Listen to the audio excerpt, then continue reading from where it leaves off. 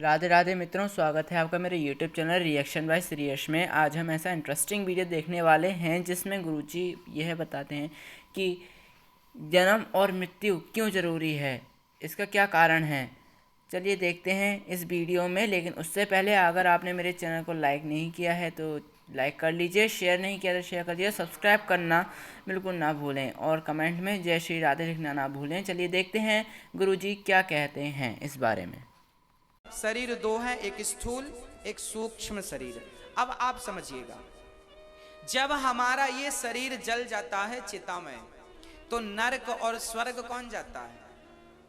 हमारा वो सूक्ष्म शरीर निकलता है, उस शरीर में आत्मा प्रवेश करती है। अभी आत्मा हमारी इस शरीर में है, हमारी मृत्यु के बाद आत्मा इससे निकलेगी, उस सूक्ष्म शरीर को पकड़ेगी और दोनों शरीर सूक्ष्म होगा, आत्मा उसके भीतर होगी। फिर वो हमारा सूक्ष्म शरीर ही स्वर्ग और नरक की यात्रा करता है। एक बहुत सरल एग्जाम्पल से इस बात को स्पष्ट कर दूं। हमारा शरीर जो है वो है मोबाइल सेट, हमारी आत्मा जो है वो है सिम कार्ड। अच्छा, मोबाइल में एक तीसरी चीज भी होती है जो बड़ा महत्व रखती है, क्या? Memory card. आपके मोबाइल से जो आप फोटो क्लिक करते हैं वो सेव कहां होती है? रिकॉर्ड करते हैं, सेव कहां होती है? मतलब हर चीज जाकर सेव मेमोरी में होती है।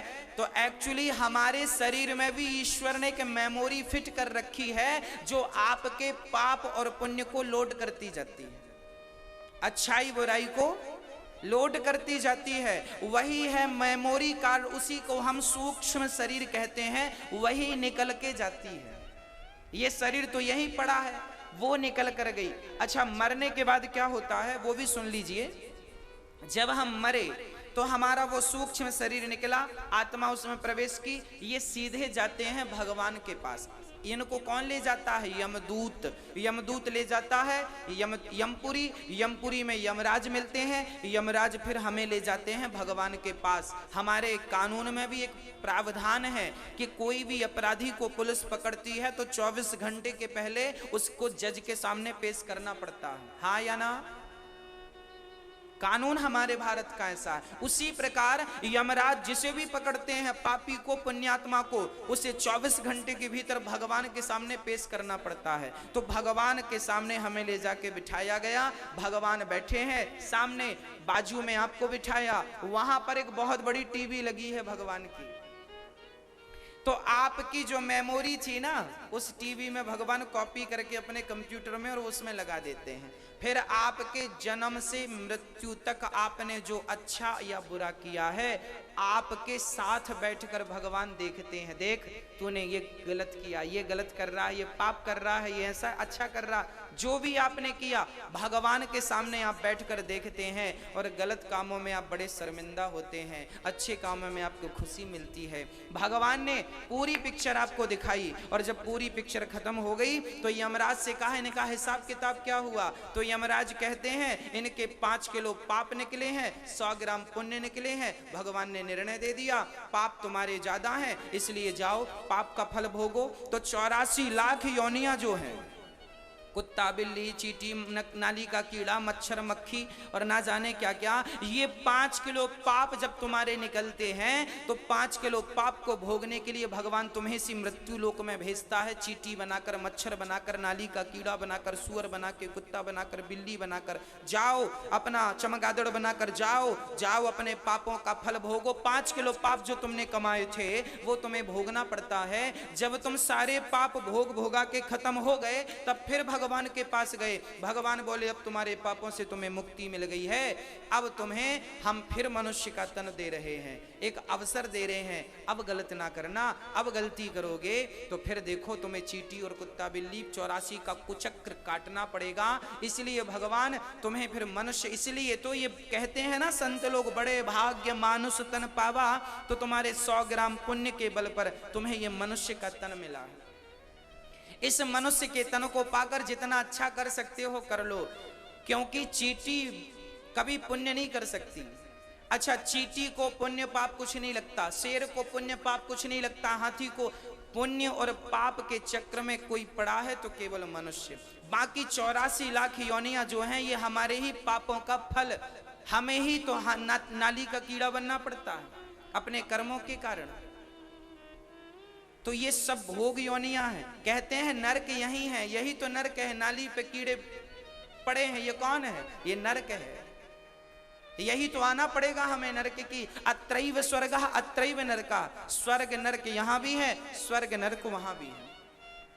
हाँ, तो ये इस प्रकार का जीवन चक्र है। आद्य शंकराचार्य जी लिख रहे हैं कि पुनरपि जननम पुनरपि मरणम पुनरपि जननी जठरे शयनम भज गोविंदम गोविंदम भज मूढ़मते। यदि इस कुचक्र से बचना है तो भगवान की शरणागति ग्रहण कर लो, भगवान की शरण में आ जाओ, अन्यथा ये 84 का कुचक्र तुम्हें छोड़ेगा नहीं। बार बार हम जन्म लेते हैं, बार बार हम मर जाते हैं। एक सज्जन हमें मिले, बोले गुरु जी हम नहीं मानते पिछला जन्म अगला जन्म, आप बता रहे हैं बस। एक सज्जन बोले हम तो मानते नहीं, अगला जन्म क्या होता है, पिछला जन्म, स्वर्ग नरक को भी हम नहीं मानते, अगला जन्म पिछला जन्म भी हम नहीं मानते। अच्छा, आप लोग मानते हैं कि नहीं अगला जन्म पिछला जन्म? नहीं मानते तो मना करिए, मानते हैं तो हाँ करिए, नहीं मानते तो फिर मैं बताऊंगा कि क्या सही है। आप मानते हैं अगला जन्म? नहीं मानते। पिछला जन्म मानते हैं? नहीं मानते। बहुत सारे लोग हैं नहीं मानते, बहुत सारे लोग हैं मानते हैं। सबकी अपनी अपनी स्वतंत्र विचारधारा, कोई जबरदस्ती नहीं है। पर मैं आज यहाँ पर एक बात बड़ी जिम्मेदारी से कहूँगा। जो लोग ये कहते हैं कि मैं पिछला जन्म नहीं मानता, मैं अगला जन्म नहीं मानता, मैं आपको सुना रहा हूँ, सुनिए। यदि पिछला जन्म नहीं है, यदि अगला जन्म नहीं है, तो फिर मेरे प्रश्न का उत्तर देना होगा। प्रश्न ये है, एक ही दिन में 2 बच्चे पैदा होते हैं। बहुत गंभीरता से सुनना, विचार करना, फिर उत्तर देना। एक ही तारीख, एक ही मुहूर्त पर 2 बच्चे पैदा हुए। एक बच्चा अमीर के घर पैदा हुआ, एक फुटपाथ पे गरीब के घर पैदा हुआ। अभी दोनों बच्चों ने केवल जन्म ही लिया है। एक अमीर के घर में पैदा हुआ, वो सोने के पालने में झूला झूल रहा है। पालना काहे का है? सोने का।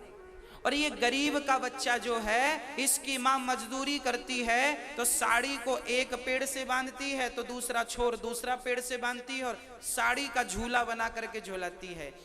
एक ही समय पर, एक ही तारीख पर 2 बच्चे पैदा भये। एक अमीर के घर पैदा हो गया, पैदा होते ही वो अमीर हो गया कि नहीं, और ये पैदा होती गरीब हो गया कि नहीं। अब आप ये बताओ कि वो कौन सा पुण्य कर लिया पैदा होती, जो पैदा होती अमीर हो गया, और इसने कौन सा पाप कर लिया जो पैदा होती गरीब हो गया? बताओ। हाँ जी बताइए। कोई कहे कि मैं अगला जन्म पिछला जन्म नहीं मानता, तो फिर इस प्रश्न का उत्तर देना पड़ेगा। हाँ जी, क्या होता है मेरी माँ, पिछले जन्म से हम जो अच्छा या बुरा करते हैं, क्या होता है, किसान भी आज फसल बोता है तो 4 महीने बाद काटता है ना। आज फसल बोई तो उसका फल कब मिलेगा? 4 महीने बाद। 4 महीने बाद फसल आएगी। पिछले जन्म में जो तुमने पाप या पुण्य किया है उसका परिणाम इस जन्म में मिलेगा। इस जन्म में पाप और पुण्य जो किया है इसका परिणाम अगले जन्म में मिलेगा।